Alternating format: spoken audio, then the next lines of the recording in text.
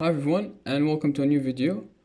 If this is your first time, hi. This is my first playlist on YouTube. I post basically in this playlist. I solve simple and beginner-friendly problems related to arrays, strings, and hopefully in the future I'll be making new videos about solving medium problems and videos related to data structures and algorithms. So stick around, subscribe to the channel, and like the video if you enjoyed.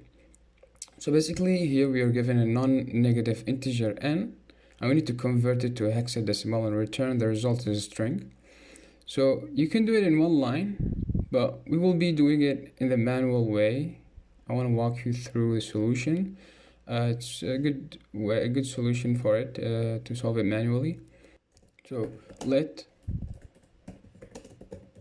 one line to hex, it will receive a number, and we will solve it by using the toString method. So we'll take this number and we'll perform toString, and we give the radix as 16, so hexadecimal, and here we write one line to hex, and example 1 2 3, and there will be 7b, and if you want an uppercase like this, so to uppercase, yeah, but we will solve it manually. So first let me explain how we will solve it. So here, for example, we're given 1 2 3.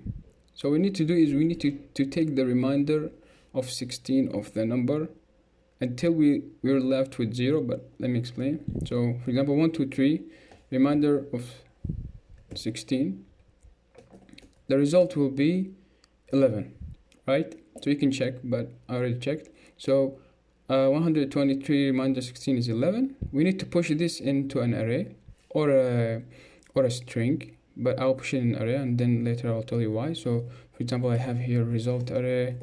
I'll push it here, and then what I need to do is I need to change the value of this number 1 2 3, update the value. So I will divide it basically by 16, and I need to take the floor value of it. So math.floor. So math.floor 123 divided by 16, it will be 7. Without the floor it will be 7 point something, but it will be 7 after taking the floor value. And then I need, so since this is not 0, I need to repeat the process. So I'll repeat this process here. Now it is 7. I updated the value, right? It is 7. So 7 remainder 16 is just 7 also, right? And then I will need to repeat this process or this line. So now I'll divide the 7 by 16, and since the denominator is smaller than the denominator, then it's between the interval of -1 and 1, therefore it will be 0 point something, but after taking the floor value it will be 0. So, and for sure when I perform this here, I will push the 7. I forgot to push the 7, so I'll push here the 7. So now we're left with 0, so we'll stop everything, and after that we need to get the hexadecimal representation of those numbers. Those numbers basically will be between 0 and 15. Okay, so and we need to get the hexadecimal representations. For example, for 10 it is A, for 11 it is B, and so on and so forth. Here until 15. Here, so it's B, and 7 it's just 7. So values from 0 till 9, they are the same in hexadecimal. And what I will need to do is I need to reverse it and then join it. So I'll need to reverse, so 7 and B, and then join them together. So 7B, so like that. So let's try this function. So here, let toHex to receive a number, and first let me write this array, the result that we'll be pushing, and then I need to repeat this process until I'm in 0. So until the value of n is 0, I need to stop. So basically I'll create a while loop. So while n is not equal to 0, I need to push result.push the number reminder 16. But now I need to update the value. So now n is equal what? Math dot floor and divided by 16. And let's return the result and see what we get.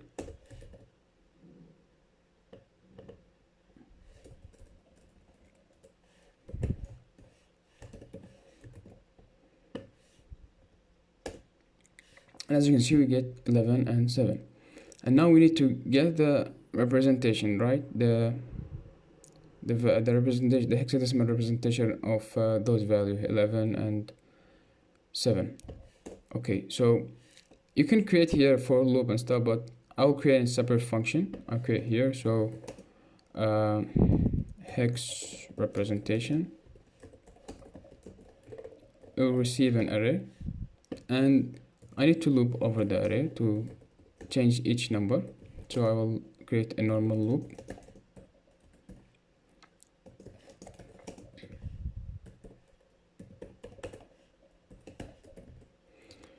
And basically I'll change the value of 11 or 7 only if it was basically if it is between 0 and 9. I don't need to change it because it's the same value, right? So I only need to change it if it's not between 0 and 9. So if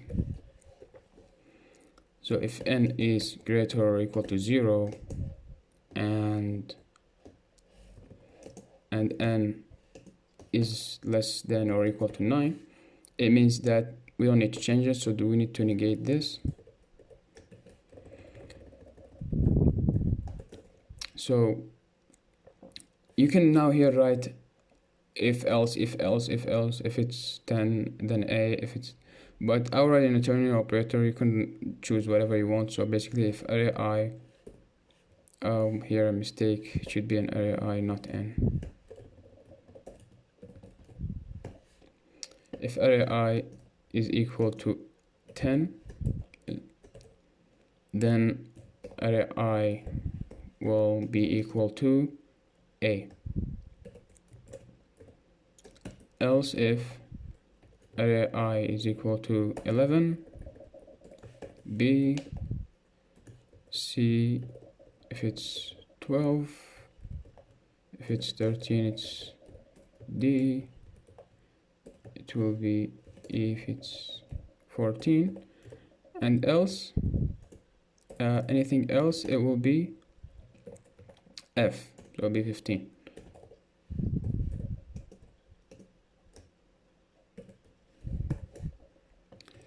So now I just need to call the function here of the result, and as you can see, we get, instead of 11, we get b.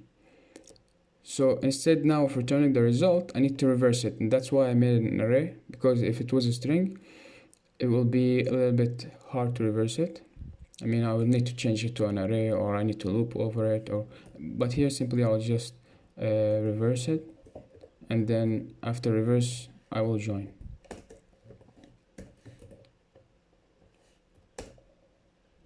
So yeah, as you can see, we get the result. So this was a simple solution.